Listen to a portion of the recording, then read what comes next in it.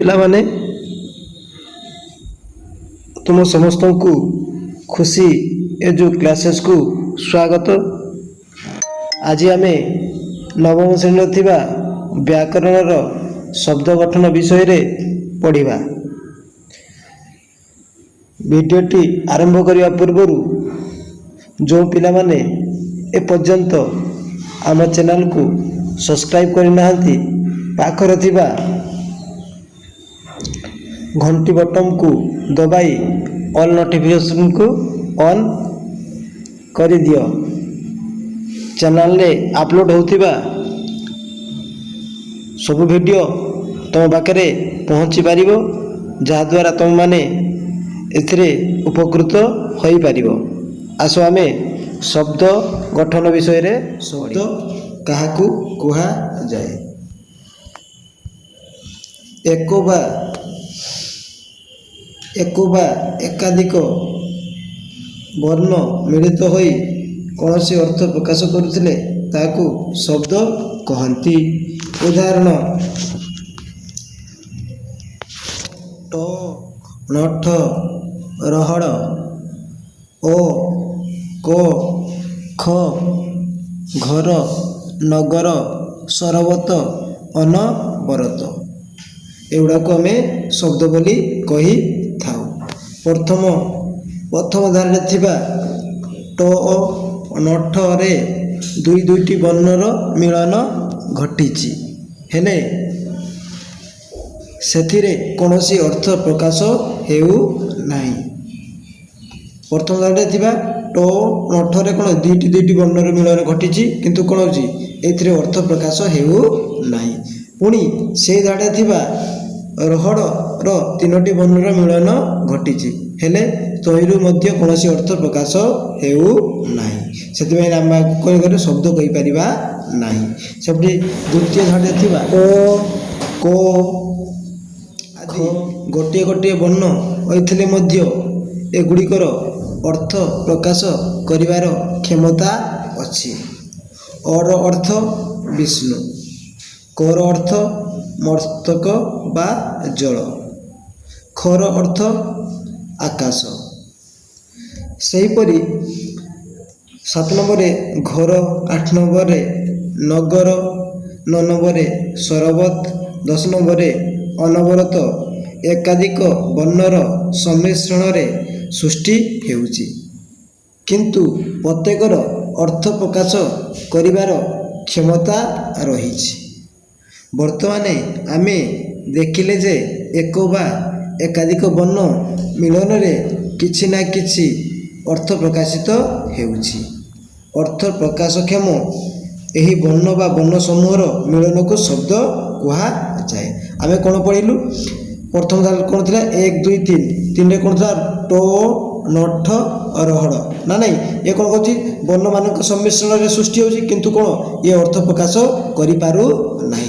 तापरे कोन करला ओ गोटे वर्ण, को मध्य गोटे वर्ण, ख मध्य गोटे वर्ण हेउथिले मध्य तार अर्थ प्रकाश करिवार क्षमता रहुछि ना नहीं ताको सिथिबे याको शब्द कहि परिबा। सेमति घर नगर सरबत अनबरत ना नहीं एकरु अधिक वर्णर सम्मिश्रण रे कोन गठित होइथिले मध्य एमाने मध्य कोन अर्थ प्रकाश करि पारुछि सेथिबे याको आमे शब्द कहि परिबा। एटारे आमे नहीं तापरे एठारे वर्तमान प्रमाणित तो हैला जे प्रथम धाड़ी रे वर्ण बा वर्ण समूह 1 रु 3 पर्यंत अर्थ प्रकाश करि पारु नथिबारु सेगुड़ को शब्द पदवाच्य नुहे ना नहीं। प्रथम धारे 3 ट नठ रहड़ ना नहीं एगुड़ी कौन होते वर्ण मानक सम्मिश्रण सृष्टि होते मध्य से अर्थ प्रकाश कर क्षमता से पाखे ना से आमे शब्द कर ना नहीं। तापर कौन अच्छी किंतु द्वितीय धारे थी 4 रु 10 पर्यंत वर्ण बा वर्ण समूह अर्थ प्रकाश कर शब्द पदवाच्य 2 रु 4 रु 10 कौन होता ओ गोटे वर्ण होती को मटे गोटे वर्ण ख मटे गोटे वर्ण घर 2टी वर्ण नगर 3टी वर्ण सरबतर 4टी वर्ण अनबरतर 5टी वर्ण रही ये कौन है अर्थ प्रकाश करिवारे कौन करला एमान पाखरे क्षमता अच्छी से आमे कौन करबा शब्द कहि पारि। शब्दर प्रकार भेद ଅନୁଶୀଳନୀରୁ ଜଣାଯାଏ ଯେ ଭାଷା ହେଉଛି ଭାବ ବିନିମୟର ସର୍ବଶ୍ରେଷ୍ଠ ମାଧ୍ୟମ। ପୁଣି ଶବ୍ଦପୁଞ୍ଜ ହେଉଛନ୍ତି ଏ ଭାଷାର ଅଙ୍ଗ ପ୍ରତ୍ୟଙ୍ଗ ସଦୃଶ। ଏହିମାନଙ୍କୁ ନେଇ ସେ ନିଜର କଳେବର ବୃଦ୍ଧି କରିବାରେ କ୍ଷମ ହୋଇଥାଏ। ଗୋଟିଏ ଭାଷାର ଶବ୍ଦଭଣ୍ଡାରକୁ ଲକ୍ଷ୍ୟ କଲେ ଜଣାଯାଏ ଯେ ସେଥିରେ ଅନେକ ବହୁ କାଳ ଧରି ଅପରିବର୍ତ୍ତିତ ଥିବାବେଳେ କେତେକ ଶବ୍ଦର କାଳକ୍ରମେ ପରିବର୍ତ୍ତନ ଘଟି ନୂଆ ରୂପ ହୋଇଛି। କେତେକ ଶବ୍ଦ ଲୋକମୁଖରୁ ନୂତନ ଭାବେ ସୃଷ୍ଟି ହେଉଥିବା ବେଳେ କେତେକ ଅନ୍ୟ ଭାଷାରୁ ଆସି ଓ ଭାଷା ସହିତ ମିଶି ଯାଇଛନ୍ତି। ଏହି ଧାରାର ପ୍ରଚଳିତ ହେତୁ ଗୋଟିଏ ଭାଷା ମଧ୍ୟରେ ବିବିଧତା ଲକ୍ଷ୍ୟ କରାଯାଇଥାଏ। ଆମ ଓଡ଼ିଆ ଭାଷା ମଧ୍ୟ ଏହି ଧାରାରୁ ବାଦ୍ ଯାଇନାହିଁ। ଅଧିକନ୍ତୁ ଏହି ଧାରାକୁ ଆଖି ଆଗରେ ରଖି ଭାଷା ଭଣ୍ଡାରକୁ ଚାରି ଭାଗରେ ବିଭକ୍ତ କରାଗଲା। ସେଗୁଡ଼ିକ ହେଲା ଯଥା ତତ୍ସମ, ତଦ୍ଭବ, ଦେଶଜ, ବୈଦେଶିକ। ଆମେ ତତ୍ସମ ବିଷୟରେ ପଢ଼ିବା। ତତ୍ସମ କାହାକୁ କୁହାଯାଏ? ତତ୍ ଓ ସମ ଏହି ଦୁଇଟି ଶବ୍ଦ ମିଶ୍ରଣରେ ତତ୍ସମ ଶବ୍ଦଟି ଗଠିତ ହୋଇଛି। ଏହାର ଅର୍ଥ ହେଉଛି, ତତ୍ସମର ଅର୍ଥ ହେଉଛି ତାହା ସହିତ ସମାନ। ତାହା ସହିତ ସମାନ ଅର୍ଥାତ୍ ସଂସ୍କୃତ ଭାଷା ସହିତ ସମାନ। ସଂସ୍କୃତ ଭାଷାର କେତେକ ଶବ୍ଦ ଅପରିବର୍ତ୍ତିତ ହୋଇ ଅବିକଳ ରୂପେ ଓଡ଼ିଆ ଭାଷାରେ ପ୍ରଚଳିତ ହୋଇ ଆସୁଅଛି। ସେଗୁଡ଼ିକୁ ତତ୍ସମ ଶବ୍ଦ କହନ୍ତି। ନା ନାହିଁ, ଆମେ କ'ଣ କହିଲୁ? ତତ୍ସମ, ତତ୍ ଯୁକ୍ତ ସମ, ତତ୍ସମ। ନା ନାହିଁ, ତତ୍ସମ ମାନେ ତା'ର ଅର୍ଥ ହେଉଛି, ୟାର ଅର୍ଥ ହେଉଛି କି ତାହା ସହିତ ସମାନ। ତାହା ସହିତ ସମାନ ମାନେ ସଂସ୍କୃତ ଭାଷା ସହିତ ସମାନ। ସଂସ୍କୃତ ଭାଷା ସହିତ ମାନେ କ'ଣ ହେଉଛି? ଅବିକଳ ରୂପ। ସଂସ୍କୃତ ଭାଷା କେତେକ ଶବ୍ଦର ଅବିକଳ ରୂପ ଭାବରେ ପ୍ରଚଳିତ ହେଉଛି, ତାହାକୁ ଆମେ ତତ୍ସମ ଶବ୍ଦ ବୋଲି କହିଥାଉ।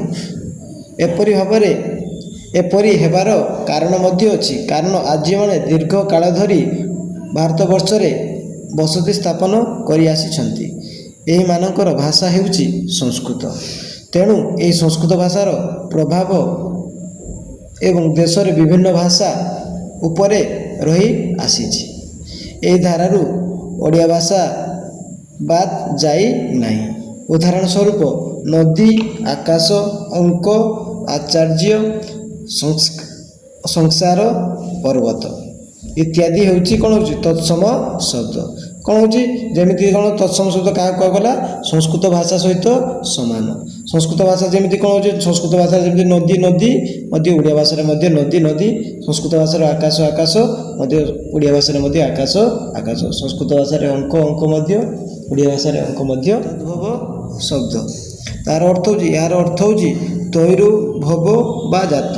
ଅର୍ଥାତ୍ ଓଡ଼ିଆ ଭାଷାରେ କେତେକ ଶବ୍ଦ ସଂସ୍କୃତ ଶବ୍ଦମାନଙ୍କରୁ ଜାତ ହେଉଛନ୍ତି। ସଂସ୍କୃତ ଶବ୍ଦ ହେଉଛି ନଦୀ, ଓଡ଼ିଆ ଭାଷାର ଶବ୍ଦ ହେଉଛି ନଈ। ସେଥିରୁ ଜାତ ହେଲା ବା ଭବ ହେଲା, ବୁଝିପାରିଲେ ନାହିଁ? ତାହେଲେ କୂପର ହେଲା କୂଅ, ହସ୍ତିର ହେଲା ହାତୀ। ସଂସ୍କୃତ ଭାଷାର ହସ୍ତି, ଓଡ଼ିଆ ଭାଷାରେ ହାତୀ। ସଂସ୍କୃତ ଭାଷାରେ ଘୃତ, ଓଡ଼ିଆ ଭାଷାରେ ଘିଅ। ସଂସ୍କୃତ ଭାଷାରେ ଗାଭୀ, ଓଡ଼ିଆ ଭାଷାର ଗାଈ। ସଂସ୍କୃତ ଭାଷାରେ ଗର୍ଦ୍ଧବ, ଓଡ଼ିଆ ଭାଷାରେ ଗଧ। ସଂସ୍କୃତ ଭାଷାରେ ଘଟକ, ଓଡ଼ିଆ ଭାଷାରେ ଘୋଡ଼ା। ସଂସ୍କୃତ ଭାଷାରେ ଭୂମି, ଓଡ଼ିଆ ଭାଷାରେ ଭୂଇଁ। ନା ନାହିଁ, ଏ କ'ଣ ହେଲା? ସଂସ୍କୃତ ଭାଷାରୁ ଜାତ ହୋଇଥିବାରୁ ଏହାକୁ ଆମେ କ'ଣ କହିଲୁ? ତଦ୍ଭବ ଶବ୍ଦ ବୋଲି କହିଲୁ। ତାପରେ ଆମେ କ'ଣ? ଦେଶଜ ଶବ୍ଦ। ଓଡ଼ିଶାରେ ପ୍ରଚଳିତ ଦେଶଜ ଶବ୍ଦର 3ଟି ସ୍ତର ରହିଛି। ନା ନା, ଓଡ଼ିଆରେ ପ୍ରଚଳିତ ହେଉଥିବା ଦେଶଜ ଶବ୍ଦର କେତୋଟି ସ୍ତର ରହିଛି? 3ଟି ସ୍ତର ରହିଛି। ସେଗୁଡ଼ିକ ହେଲା, ପ୍ରଥମ ହେଉଛି ଆଦିବାସୀ ଭାଷା, ଦ୍ୱିତୀୟରେ ହେଉଛି ଦ୍ରାବିଡ଼ ଭାଷା, ତୃତୀୟରେ ଭାଷା ପୂର୍ଣ୍ଣ ମାତ୍ରାରେ ଓଡ଼ିଶାରେ ଜନସାଧାରଣଙ୍କ ମୁଖରୁ ଉଦ୍ଭବ ଭାଷା। ଆମେ କ'ଣ ପଢ଼ିଲୁ? ପ୍ରଥମେ କ'ଣ ପଢ଼ିବୁ? ଦ୍ରାବିଡ଼ ଭାଷା। କେଉଁଗୁଡ଼ାକ ଦ୍ରାବିଡ଼ ଭାଷା ଆମେ ବୋଲି କହିଦେବୁ? ନା ନାହିଁ, ଦ୍ରାବିଡ଼ ଭାଷା ହେଉଛି ଓଡ଼ା, ଆରିସା, ଏଣ୍ଡୁରି ଓ ଗାଡ଼ି ପ୍ରଭୃତି। ନା ନାହିଁ, ଏଗୁଡ଼ା ସବୁ ଆମେ କ'ଣ କହିଲୁ? ଏଗୁଡ଼ା ସବୁ ଦ୍ରାବିଡ଼ ଭାଷା। ଆଉ ହେଉଛି କ'ଣ ହେଉଛି ଆଦିବାସୀ ଭାଷା କାହାକୁ କୁହାଯାଏ କେଉଁଗୁଡ଼ାକ ଅଟେଇ ଅରମା ଆଣ୍ଠୁ ପ୍ରଭୃତି ଏଗୁଡ଼ା ସବୁ ହେଉଛି ଆଦିବାସୀ ଭାଷା। ଆଉ ହେଉଛି ଓଡ଼ିଶାର ଜନସଂଖ୍ୟା ମୁଖରୁ ସୃଷ୍ଟ ଭାଷା ହେଉଛି କ'ଣ ହେଉଛି ଢେଙ୍କି ଛାଞ୍ଚୁଣୀ ଅଖାଡ଼ୁଆ ଜନ୍ତାଳ ଠେକରା ଝୁମୁକା ହାକୁଟି ପ୍ରଭୃତି ଏଇଟା କ'ଣ ଅଛି ଓଡ଼ିଶାରେ ଜନସଂଖ୍ୟା ମୁଖରୁ ସୃଷ୍ଟ ହୋଇଥିବା ଭାଷା ନା ନାହିଁ।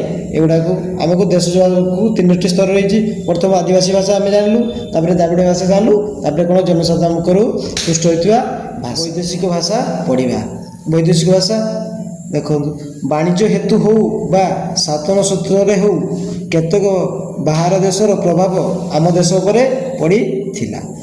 ସେହି ପ୍ରଭାବରେ ଭାଷା ମଧ୍ୟ ପ୍ରଭାବିତ ହେଲା ନା ନାହିଁ। କ'ଣ ହେଲା ବାଣିଜ୍ୟ ହେତୁ ଓ ଶାସନ କ୍ଷେତ୍ରରୁ ହେଉ ନା ନାହିଁ ଆମ ଦେଶ ଉପରେ କ'ଣ ବାଣିଜ୍ୟ ପାଇଁ ବିଦେଶରୁ ଲୋକମାନେ ଆସିଥାଉ କିମ୍ବା ଶାସନ ପାଇଁକି ଆସିଥିବା ଲୋକମାନେ ତାଙ୍କ ପ୍ରଭାବ ଆମ ଉପରେ ପଡ଼ିଥିବାରୁ ଭାଷାର ପ୍ରଚଳିତ ଭାବ ସେଭଳି ପ୍ରଭାବରେ ସେହି ପ୍ରଭାବରେ କ'ଣ ନା ଭାଷା ପ୍ରଭାବିତ ହେଲା। ସେହି ଭାଷାଙ୍କର ପ୍ରଭାବରେ ଆମ କ'ଣ ହେଲା ଆମ ଭାଷା ମଧ୍ୟ ପ୍ରଭାବିତ ହେଲା।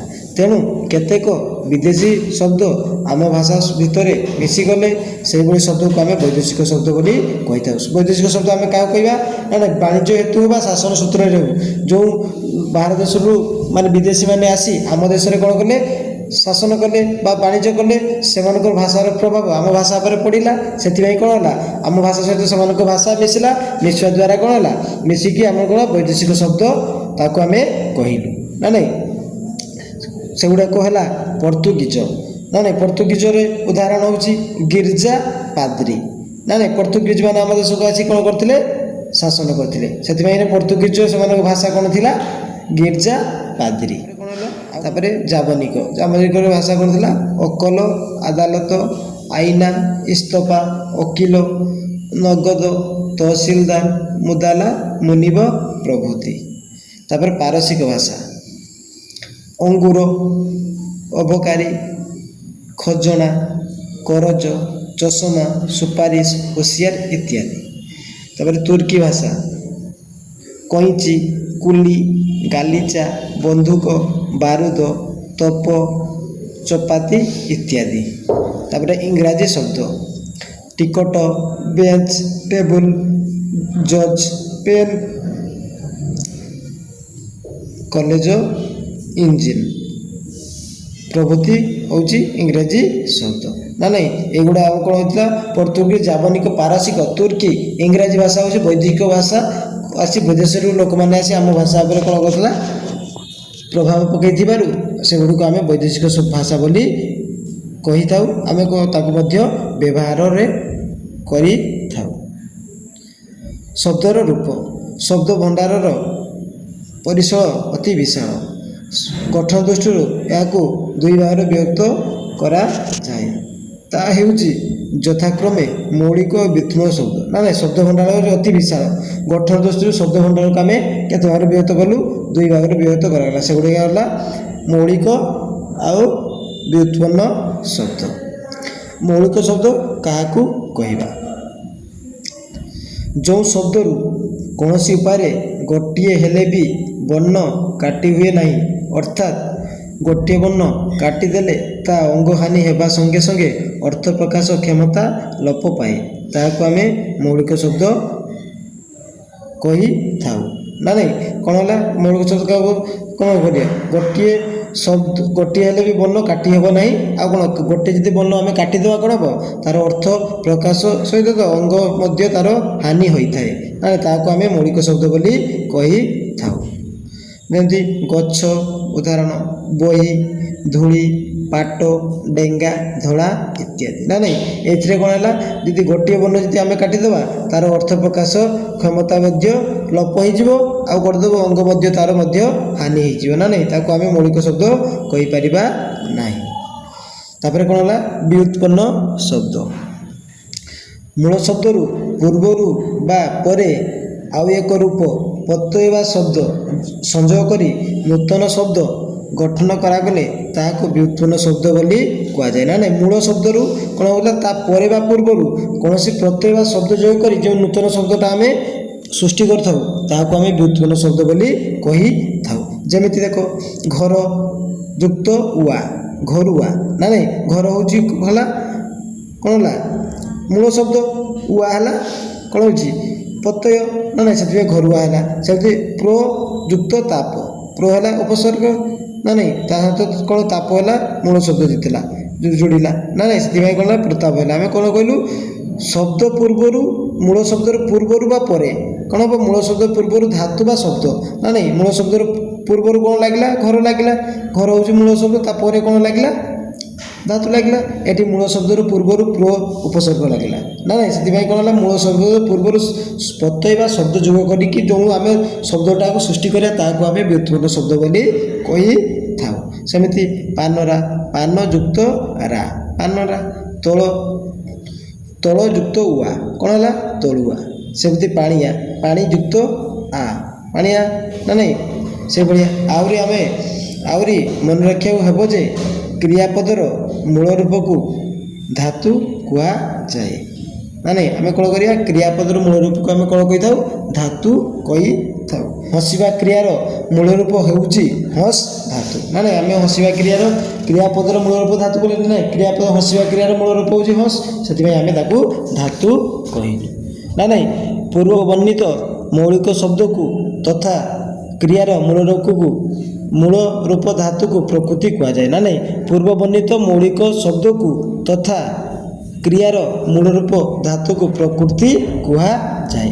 ଏ ପ୍ରକୃତି ସହିତ ପ୍ରତ୍ୟୟ ଯୁକ୍ତ ହୋଇ ନୂତନ ଶବ୍ଦ ସୃଷ୍ଟି ହୋଇଥାଏ ଯଥା ଧାତୁ ହେଉଛି କ୍ରୁ ଧାତୁ ଯୁକ୍ତ ଅନ୍ୟ କ'ଣ ହେଲା କରଣୀୟ ନା ନାହିଁ କ୍ରୁ ଧାତୁ ସହିତ ଅନ୍ୟ ପ୍ରତ୍ୟୟ ଯୁକ୍ତ ହେଲା ସେଟା କରଣୀୟ ହେଲା ଦୁ ଧାତୁ ସହିତ ଅନ୍ୟ ପ୍ରତ୍ୟୟ ଦର୍ଶନୀୟ ହେଲା ସେଇଭଳିଆ ଉଡ଼ ଯୁକ୍ତ ଅନ୍ତା ଉଡ଼ନ୍ତା ହେଲା ସେଇଭଳିଆ କାଠ ଯୁକ୍ତ ହର୍ଷଇ କାଠି ସେଟା କୁଲ ଯୁକ୍ତ ଏହି କୁଲେଇ ନା ନାହିଁ। ଆଜି ଆମେ ଏତିକି ପଢ଼ିବା ନେକ୍ସଟ ଭିଡ଼ିଓରେ ଆମେ ଶବ୍ଦ ଗଠନ ବିଷୟରେ ପଢ଼ିବା। ଯଦି ଭିଡ଼ିଓଟି ତୁମମାନଙ୍କୁ ଭଲ ଲାଗିଥିବ ତାହେଲେ ମୋ ଚ୍ୟାନେଲକୁ ସବସ୍କ୍ରାଇବ୍ କରିବ ଆଉ ତୁମ ସାଙ୍ଗସାଥିମାନଙ୍କୁ ସେୟାର କରିବ ଆଉ ଭିଡ଼ିଓଟିକୁ ଲାଇକ୍ କରିବ। ଆଜି ପାଇଁ ଏତିକି ଧନ୍ୟବାଦ।